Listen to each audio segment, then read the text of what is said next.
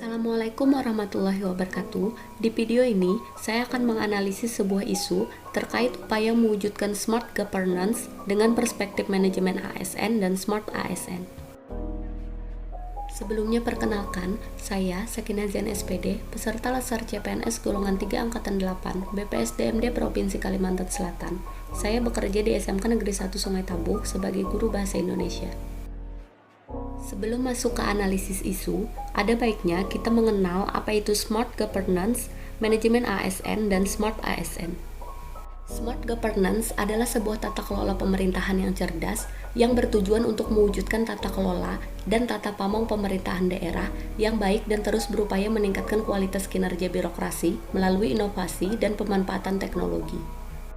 Kemudian manajemen ASN adalah pengelolaan ASN untuk menghasilkan pegawai ASN yang profesional, memiliki nilai dasar, etika profesi, bebas dari intervensi politik, bersih dari praktek korupsi, kolusi, dan nepotisme. Selanjutnya ada Smart ASN. Smart ASN merujuk pada cara kerja yang lebih efektif dan efisien. Dengan bantuan teknologi yang konvergen, Smart ASN memiliki tujuan untuk menciptakan aparatur sipil negara yang berwawasan global, menguasai IT atau digital, dan daya networking yang tinggi. Selanjutnya kita masuk ke analisis isu.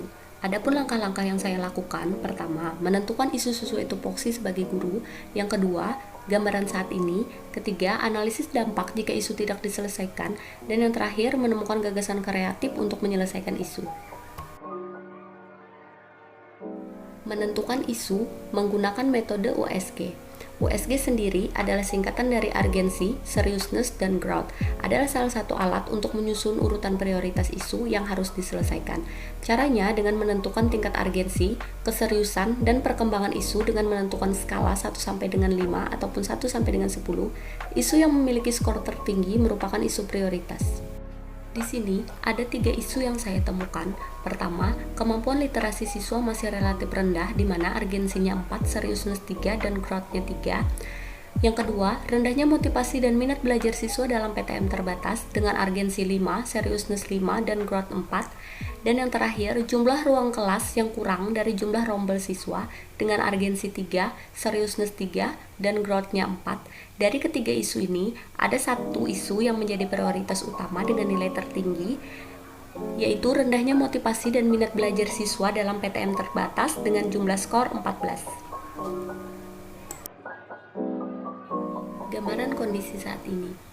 Rendahnya motivasi dan minat belajar siswa dalam pembelajaran tatap muka terbatas disebabkan karena yang pertama, siswa terlalu lama melaksanakan pembelajaran jarak jauh selama pandemi yang dinilai kurang efektif sehingga siswa belum mampu beradaptasi dengan pembiasaan baru dalam pembelajaran. Yang kedua, cara guru dalam mengajar yang cenderung monoton membuat siswa cepat bosan dalam mengikuti kegiatan pembelajaran.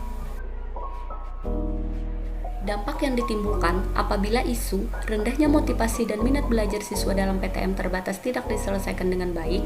Yang pertama, berkurangnya kualitas pembelajaran. Kedua, siswa cenderung bosan dan mengabaikan kegiatan pembelajaran.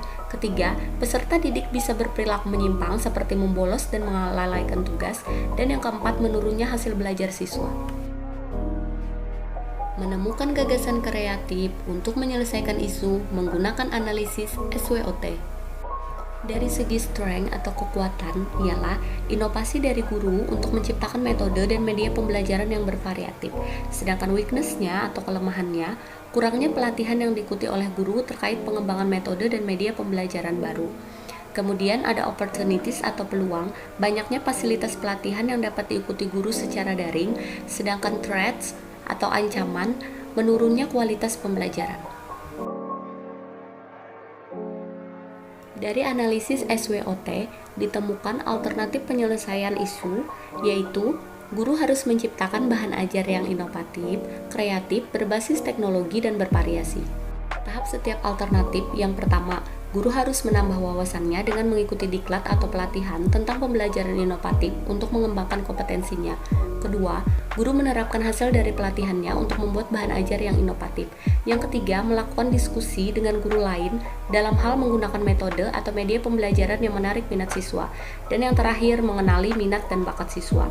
Adapun hasil yang diharapkan, yang pertama, meningkatnya minat siswa dalam pembelajaran dan meningkatnya kualitas pembelajaran. Siapa saja pihak yang terlibat? Yang pertama ada lembaga diklat, kepala sekolah, guru, dan siswa itu sendiri. Terima kasih sudah menyaksikan. ASN Berakhlak, bangga melayani bangsa.